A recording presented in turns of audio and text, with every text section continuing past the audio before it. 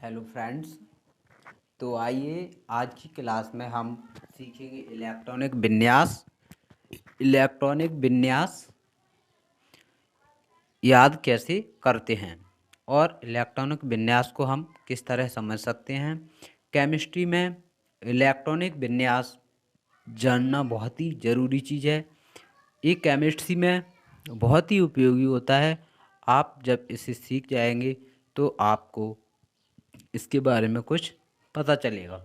तो यदि आप वीडियो में पूरा बने रहते हैं यानी कि पूरा वीडियो को ध्यान से देखते हैं तो आज आप इलेक्ट्रॉनिक विन्यास बनाना और याद करना भी ज़रूर सीख जाएंगे। तो आइए हमारे साथ केमिस्ट्री वीडियो पढ़िए। एकदम बेसिक से बताया जा रहा है। अभी तक 2-3 वीडियो हो चुकी हैं जिसमें से तीसरी या चौथी वीडियो लेक्चर्स है। तो वीडियोज़ को और चैनल को अपने दोस्तों और साथियों तक शेयर ज़रूर कीजिए और वीडियो को लाइक कीजिए। और ऐसे ही केमिस्ट्री समझने के लिए, केमिस्ट्री पढ़ने के लिए आप हमारे साथ जुड़े रहिए। तो आइए हम देखते हैं आज इलेक्ट्रॉनिक विन्यास। तो फ्रेंड्स, हमें केमिस्ट्री में इलेक्ट्रॉनिक विन्यास जानने के लिए कुछ बेसिक चीज़ों को जानना होगा।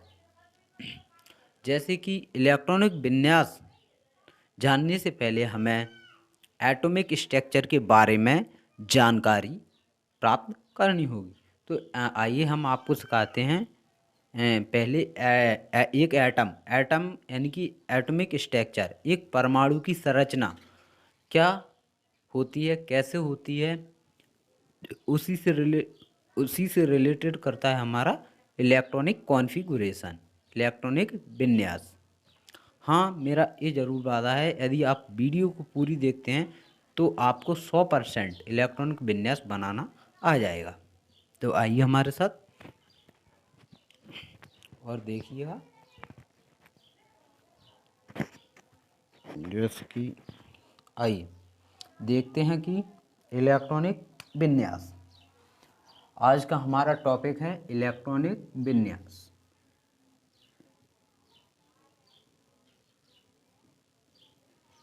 मार्कर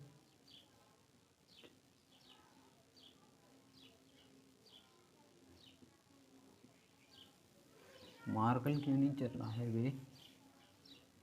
मार्कर लिख के दे रहा है थोड़ा।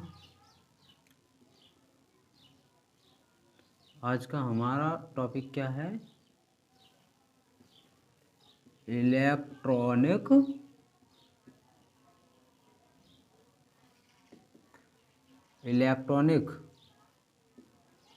कॉन्फ़िगरेशन। बोर्ड चिपना हुआ है, क्या हुआ है?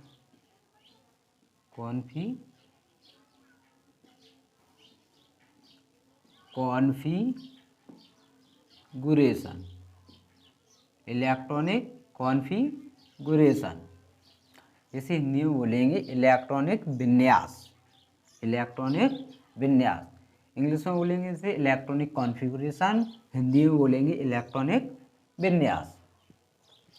तो स्टूडेंट्स, यदि आप हिंदी मीडियम से हैं तो आप अभी से इंग्लिश वर्ड्स का यूज करते जाइए, क्योंकि आगे की पढ़ाई में फिर इंग्लिश वर्ड्स का ही यूज होता है।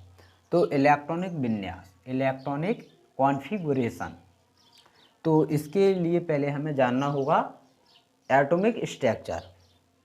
इसके लिए पहले हमें क्या जानना होगा दोस्तों? Atomic structure. Atomic structure, atomic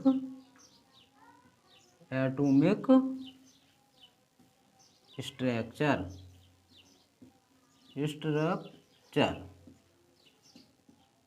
atomic structure यानी कि परमाणु संरचना। इसे हिंदी में बोलेंगे परमाणु संरचना। परमाणु संरचना, परमाणु संरचना। तो परमाणु संरचना इसके लिए परमाणु संरचना। तो जैसा कि दोस्तों आप जानते हैं या नहीं जानते हैं, वीडियो में आपको एकदम से क्लियर हो जाएगा। जैसे कि हम जानते हैं कि परमाणु में इलेक्ट्रॉन पाए जाते हैं, परमाणु में प्रोटॉन पाए जाते हैं और परमाणु में न्यूट्रॉन भी पाए जाते हैं। तो जैसे मान लीजिए और परमाणु में इलेक्ट्रॉन, प्रोटॉन और न्यूट्रॉन पाए जाते हैं और परमाणु का एक नाभिक भी होता है। नाभिक मीन्स केंद्र, न्यूक्लियस। तो मान लीजिए ये परमाणु का नाभिक है।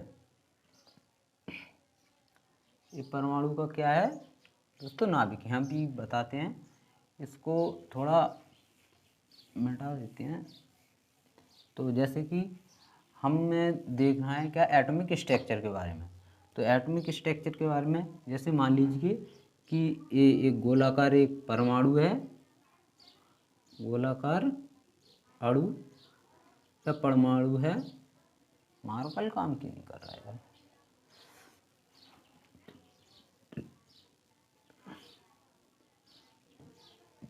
हाँ, तो देखिए जैसे कि ये परमाणु का नाभिक है, बोल्ड। परमाणु का क्या है? नाभिक। परमाणु का नाभिक है। अब इसमें प्रोटॉन, परमाणु में क्या पाए जाते हैं? प्रोटॉन, न्यूट्रॉन और इलेक्ट्रॉन। तो ये परमाणु का नाभिक है। प्रोटॉन धनावेशित होता है और न्यूट्रॉन उदासीन और इलेक्ट्रॉन ऋणावेशित। तो प्रोटॉन धनावेशित होता है, तो जैसे कि हम इसमें प्लस जैसा निशान लगा देते हैं। ये तो हुआ हमारा प्रोटॉन, क्योंकि प्रोटॉन धनावेशित होता है, तो इसमें हम लगा देंगे प्लस का निशान। अब क्या है कि न्यूट्रॉन उदासीन होता है, न्यूट्रॉन उदासीन होता है और परमाणु में इलेक्ट्रॉन भी पाए जाते हैं। तो परमाणु में इलेक्ट्रॉन कहाँ पाए जाते हैं? वो कुछ कक्षकों में, कुछ सेलों में पाए जाते हैं। तो हम ऐसे कुछ कक्षक, कुछ सेल बना लेंगे ऐसे गोल। आप भी बना लीजिए सही से। मार्कर सही से काम नहीं कर रहा है, इसलिए हमारा डायग्राम थोड़ा रफली बन रहा है। आप सही बनाएंगे।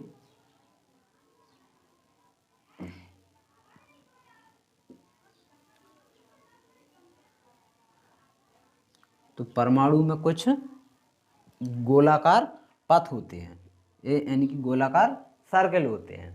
तो इन्हें कहते हैं हम, इन्हें हम क्या कहते हैं दोस्तों? इन्हें कहते हैं हम सेल। इन्हें क्या कहते हैं? इन्हें कहते हैं हम इन्हें हम कहेंगे सेल। इन्हें हम क्या कहते हैं? Shell. Shell, SHELL, shell. SHELL, shell. Shell यानी कि इसे हिंदी में कहेंगे हम कक्षक। कक्षक, इसे हिंदी में कहेंगे हम कक्षक। अब परमाणु यानी कि परमाणु में इलेक्ट्रॉन चारों ओर, इलेक्ट्रॉन क्या बताया जाता है कि परमाणु के नाभिक के, ये क्या है? परमाणु का नाभिक है। तो परमाणु के नाभिक के चारों ओर इलेक्ट्रॉन क्या करते हैं? गति। जैसे कि इलेक्ट्रॉन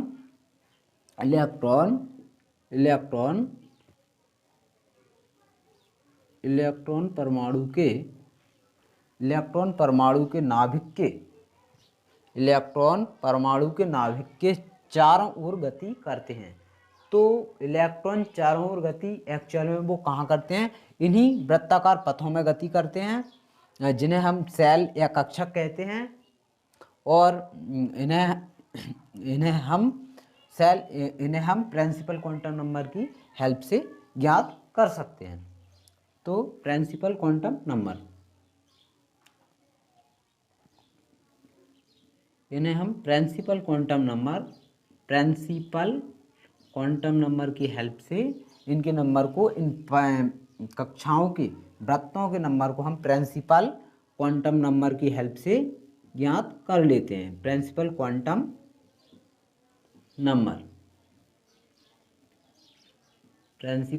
नंबर, इसे हिंदी में बोलते हैं हम प्रिंसिपल, इसे इंग्लिश में बोलते हैं प्रिंसिपल क्वांटम नंबर, और इसे हिंदी में बोलेंगे प्रिंसिपल क्वांटम संख्या। तो इसे हम स्मॉल n से शो करते हैं। इस प्रिंसिपल क्वांटम नंबर को हम एक्चुअली स्मॉल n से शो करते हैं। इसकी वैल्यू स्मॉल n बराबर 1, 2, 3, 4, 5 आदि डैश डैश डैश आदि होती है। इसके लिए सांकेतिक नाम भी दिए गए हैं, जिसे हम KLM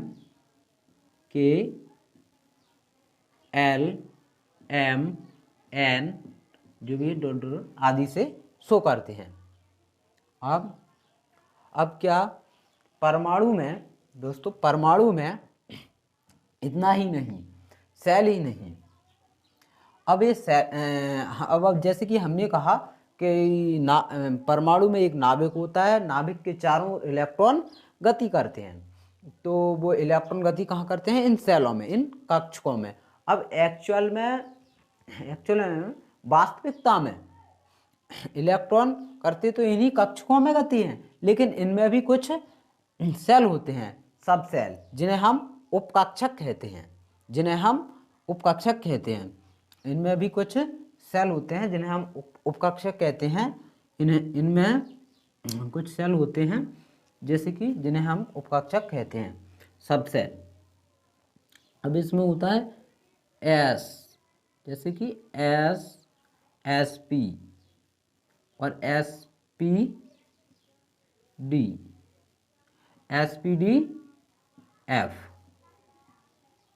ठीक है। अब जिसके हम इन्हें नाम दे सकते हैं, ये पहला क्या है? पहली सेल है, और ये दूसरी सेल है, ये तीसरी सेल है, ये चौथी है। इसके बेस पर इन्हें नाम भी दे सकते हैं हम KLMN, ठीक है, इन्हें नाम भी दे सकते हैं। और इनमें भी दोस्तों, इनमें भी क्या होते हैं? सब सेल होते हैं। सब सेल क्या होते हैं? इनमें भी सब सेल होते हैं, सब सेल, जिन्हें हम कहते हैं उपकक्षक, जिन्हें हम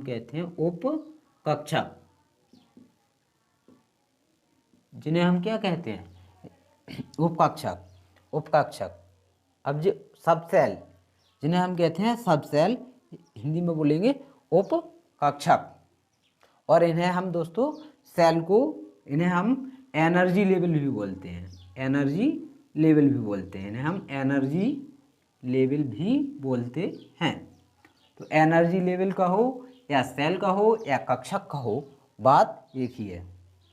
जिसे हम principal quantum number small n के बेस पर 1, 2, 3 के माध्यम से कक्षकों को गिन सकते हैं। इन्हें सांकेतिक नाम भी दिया है KLMN, और इनके अंदर सब सेल भी पाए जाते हैं, उपकक्षक भी पाए जाते हैं, जिन्हें हम एजीम्यूथल क्वांटम नंबर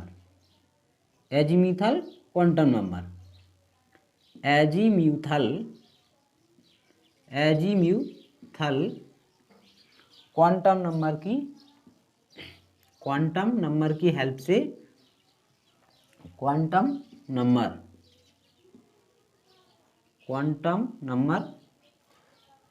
की हेल्प से ज्ञात करते हैं।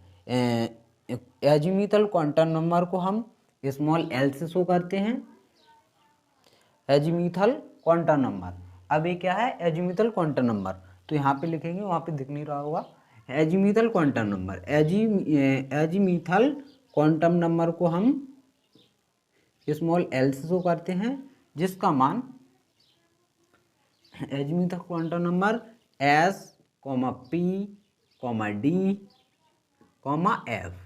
अभी तक दोस्तों SPDF ये हमारे वैज्ञानिकों ने 4 ही सबसेल ज्ञात किए हैं। तो हमारी 4 सबसेल होती हैं सबसेल, इन्हें कहते हैं उपकक्षक SPDF, जिसे हम एजीम्यूटल क्वांटम नंबर की हेल्प से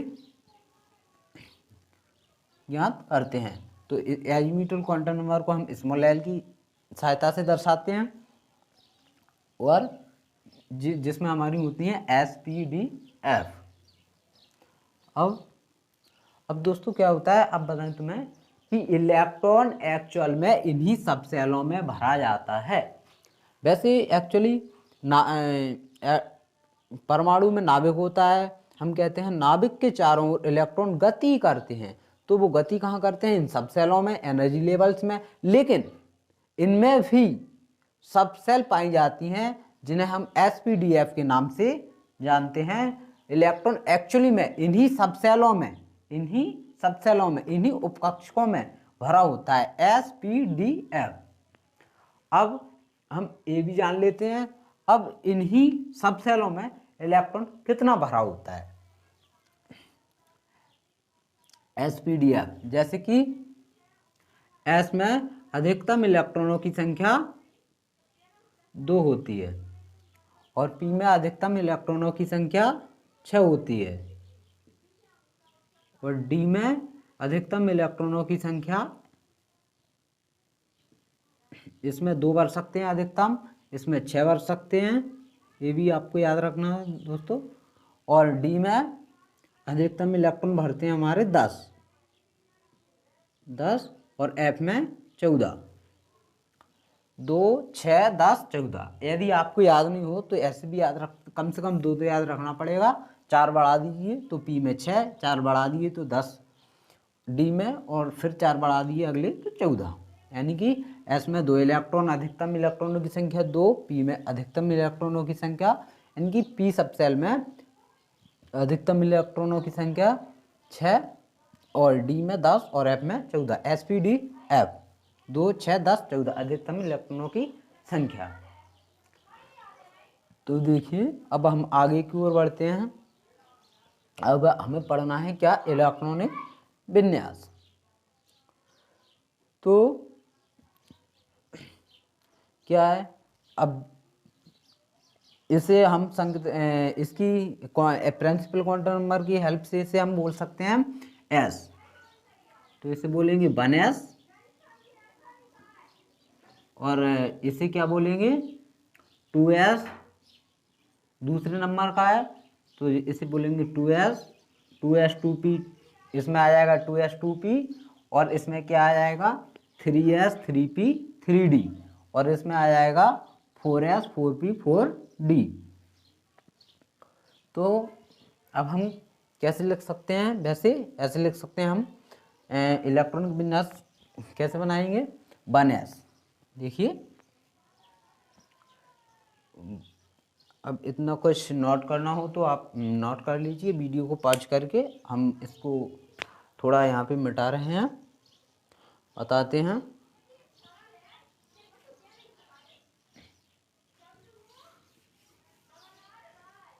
अब वैसे एक्चुअली दोस्तों हम इसे कैसे लिख सकते हैं,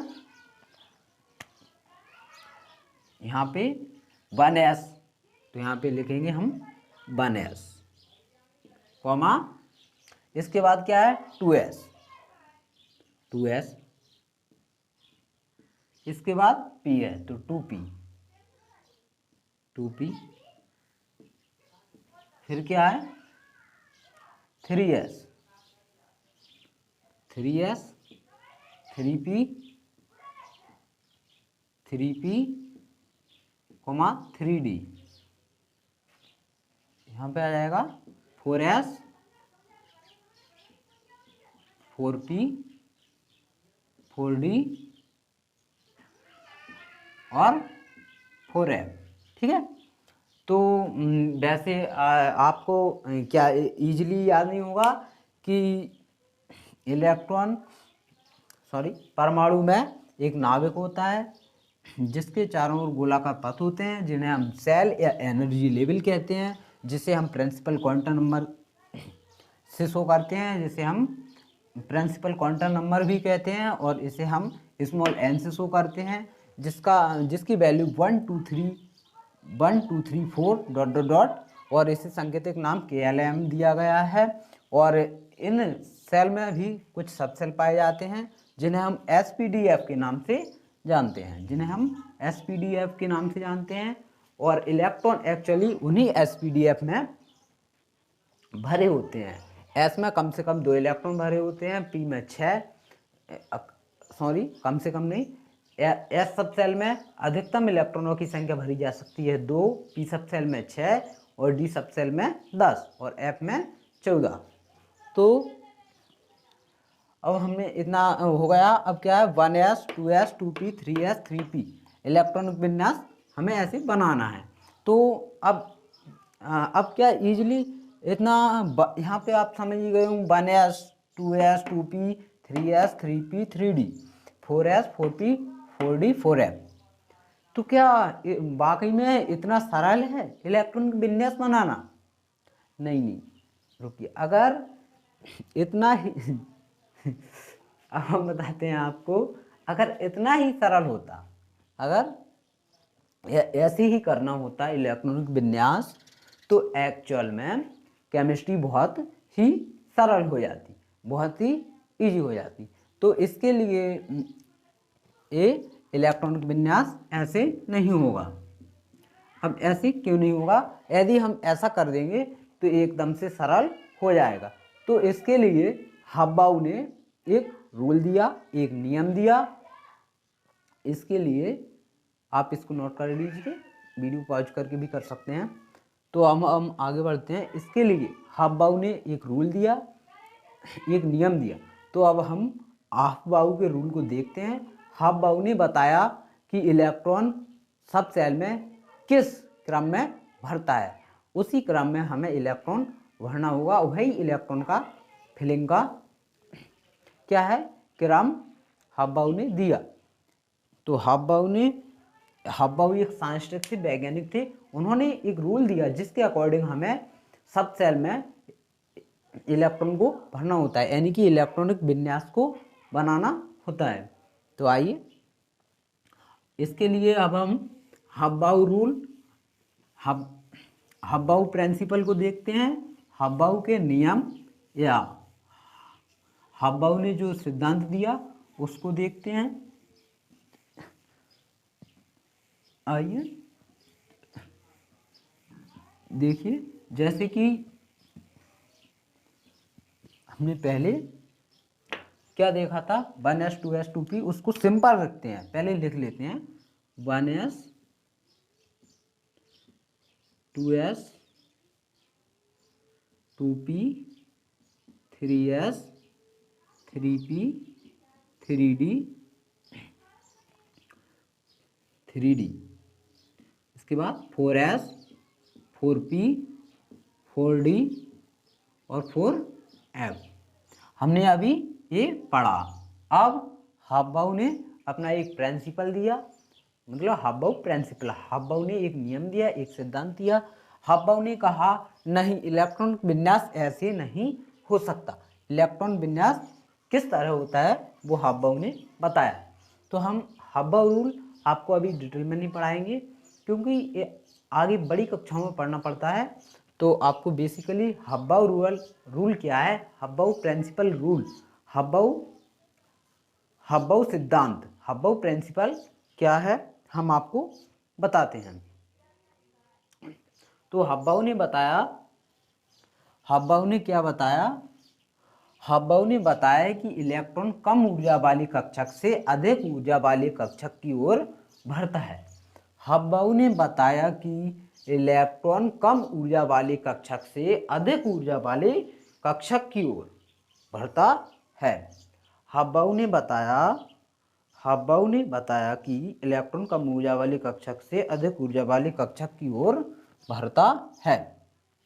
तो आप यहाँ नोट भी कर सकते हैं हब्बाउ प्रिंसिपल या हब्बाउ रूल। तो हब ए मार्कल सही नहीं चला। A U F auf, B A U वायु, हाफ बाउ प्रिंसिपल, प्रिंसिपल। तो आप अपनी कॉपी में नोट भी कर सकते हैं। हाफ बाउ प्रिंसिपल क्या है? हब्बाऊ ने बताया कि, हब्बाऊ ने बताया कि इलेक्ट्रॉन, क्या बताया आपको लिखना होगा, हब्बाऊ ने बताया कि, उसके आगे लिखना होगा इलेक्ट्रॉन, इलेक्ट्रॉन कम ऊर्जा, कम ऊर्जा वाले कक्षक से, कम ऊर्जा वाले कक्षक से, कक्षक से अधिक ऊर्जा वाले कक्षक की ओर, कक्षक से अधिक ऊर्जा वाले कक्षक की ओर बढ़ता है। हब्बाऊ ने बताया कि, इतना हम पूरा लिख नहीं रहे हैं बोर्ड पे, आप लिख लीजिए क्योंकि मार्कर सही से नहीं चल रहा है। हब्बाऊ ने बताया कि इलेक्ट्रॉन कम ऊर्जा वाले कक्षक से, कम ऊर्जा वाले कक्षक से अधिक ऊर्जा वाले, अधिक ऊर्जा वाले कक्षक की ओर बढ़ता है, कक्षक की ओर बढ़ता है, कक्षक की ओर बढ़ता है। तो इसके लिए हब्बाऊ ने एक टेबल दी जिसे हम समझते हैं। इसके लिए हब्बाऊ ने एक टेबल दी, इसके इसे हब्बाऊ ने एक टेबल की सहायता से समझाया कि इलेक्ट्रॉन किस ऑर्डर में भरता है। तो हम उस टेबल को यहाँ पर बनाएंगे अच्छे से। तो इसको नोट कर लीजिए, इसको यहाँ पे बना देते हैं। चलिए, तो इसमें ध्यान रखिए कि जिसको हमको लिखना है 1 2 3 4 5 6 7, ठीक है। और ऊपर से कर लेते हैं, इसको दिक्कत आ जाएगी, नहीं नीचे हो जाएगा ज़्यादा, ठीक है। तो यहाँ से 1 2 3 4 5 6 7, वो टेबल हम बनाते हैं। देखिए ध्यान से, यहाँ पर क्या होगा, 1s 2s 2p, दूसरी एनर्जी लेवल है तो इसमें sp होगा। तो इसमें क्या होगा, 3s 3p, इसमें अब तीसरी है तो इसमें d भी आ जाएगा, s दूसरी में sp और तीसरी में spd। तो 3s 3p और 3d, sp spd और spdf। देखिए 4s 4p 4d और इसमें f भी आ जाएगा, 4f। इसमें 5s 5p, क्योंकि ये 5 नंबर की है तो 5d और 5f। अब इसमें 6s 6s 6s 6p 6d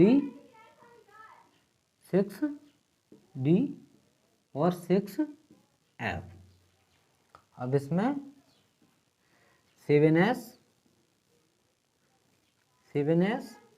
7p और 7d और 7f हो सकता है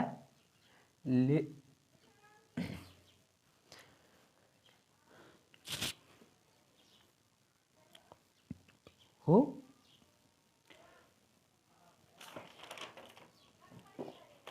7f।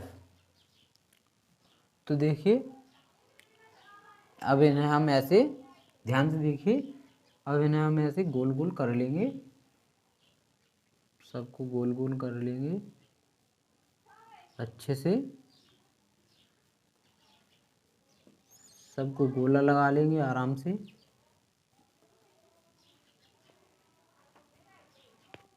अब इन्हें हम गोल गोल कर लीजिए आप सबको। फिर इन्हें क्या है, ऐसे लाइन से क्रॉस करना होगा ऐसे, इस साइड को तीर, ठीक है। फिर इसे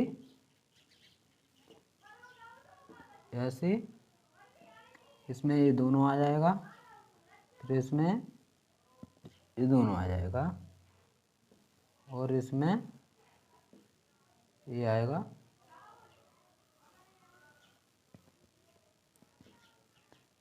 तीनों, इसमें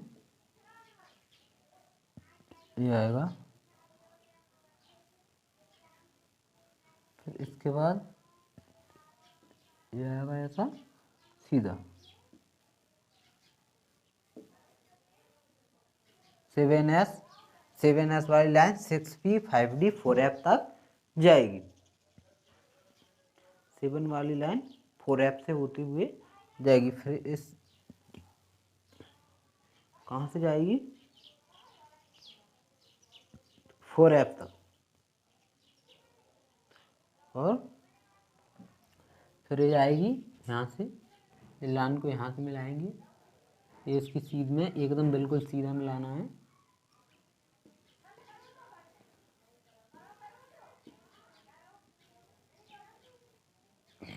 ऐसे। तो अब ऐसे कर लिया, तो इनको मिला लिया, ऐसे तिरछे में मिला लेना है आपको, और ऐसे पूरे गोला लगा लेना है। हब्बाऊ ने ये रूल दिया, एक टेबल की सहायता से समझाया। देखिए क्या समझाया हब्बाऊ जी ने। देखिए इसमें हमें क्या नजर आता है, हब्बाऊ ने कहा कि इलेक्ट्रॉन कम ऊर्जा वाले ऑर्बिटल से अधिक ऊर्जा वाले ऑर्बिटल की ओर, ऑर्बिटल मीन्स कक्षक, इसे सेल यानी कि कक्षक या ऑर्बिटल एक ही बात है। तो देखिए इसको क्या है, जैसे हमारा ये होता है, ये तीर का निशान है, इसको यहाँ से डॉट डॉट डॉट हवाई वाली लाइन करके पीछे से जोड़ देना है, फिर इसको तीर का निशान, फिर यहाँ पे तीर का थंब होता है, इसको डॉट डॉट डॉट यानी कि जो हवाई वाली लाइन पीछे जाके जोड़ देना है, फिर ये लगा लेंगे। अब ये यहाँ से ख़त्म होती है, हमें यानी कि हवाई वाली लाइन से जाना होगा और यहाँ से फिर आना होगा, ऐसे। थोड़ा गंदा हो गया है, ऐसे यहाँ से हम मिला लेंगे इसे, लाइन को हवाई वाली लाइन बना लेंगे, और ये तीर के निशान लगा लेंगे। अब 6S से कहाँ जाएगी ये हमारी हवाई वाली line, dot dot dot dot 4F की ओर, अब 4F की ओर जाएगी। फिर हवाई वाली लाइन बनाना है, 5F को जोड़ना है, फिर उसके बाद निशान लगा लेंगे, और ये हमें 6F तक हवाई वाली लाइन लाना है। फिर यहाँ से एक डैश डैश करके एक लाइन ले जाएंगे हम, जिसे हम डैश लाइन या हवाई वाली लाइन भी बोल सकते हैं, ठीक है। तो देखिए अब हब्बाऊ ने बताया कि इलेक्ट्रॉन कम ऊर्जा वाली कक्षक से अधिक ऊर्जा वाले कक्षक की ओर बढ़ता है। वैसे हम इस क्रम में इलेक्ट्रॉन को भर रहे थे, तो देखिए हब्बाऊ ने क्या अलग बताया आपको। हब्बाऊ के बताए गए नियम, इससे कुछ आपको कुछ अलग नजर आएगा। तो देखिए जैसे कि इलेक्ट्रॉन पहले 1s में आएगा, 1s, अब आपको ये डैश डैश लाइन करके यहाँ पे 2s आ रही होगी, कॉमा 2s। अब यहाँ से पीछे से आना है 2p, यानी कि डैश डैश करके ये डैश लाइन करके हम कहाँ पे आ जाएंगे, 2p, तो कॉमा 2p। इसके बाद 3s, फिर इसके बाद डैश डैश डैश लाइन। अब यहाँ पर ध्यान दीजिए, डैश डैश डैश कहाँ आया, 3p, कहाँ 3p, अब इसके बाद 4s। देखिए आपको यहाँ पर कुछ अलग बातें नजर आ रही होंगी। 4s 3p के बाद इलेक्ट्रॉन कहाँ आएगा? 4s में।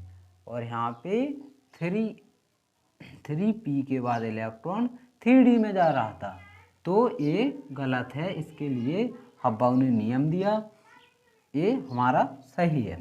तो देखिए 4s के बाद इलेक्ट्रॉन कहाँ आएगा? डैश डैश लाइन वाली लाइन से आते हुए आपको देखना है यहाँ पर क्या है? 3d, 4s के बाद इलेक्ट्रॉन पहले, यानी कि इलेक्ट्रॉन 3p के बाद 4s में आएगा, उसके बाद 3d में आएगा। तो 4s के बाद इलेक्ट्रॉन कहाँ आएगा? 3d में। तो 3d, इसके बाद क्या है? 4p। तो 4p देखिए आप यहाँ पे 4p के बाद 5s, फिर dash dash dash line 4d,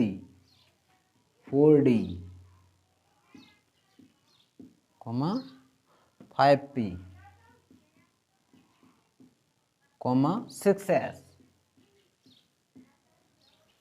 फिर डैश डैश लाइन 4f, फिर 5d, इसके बाद 6p,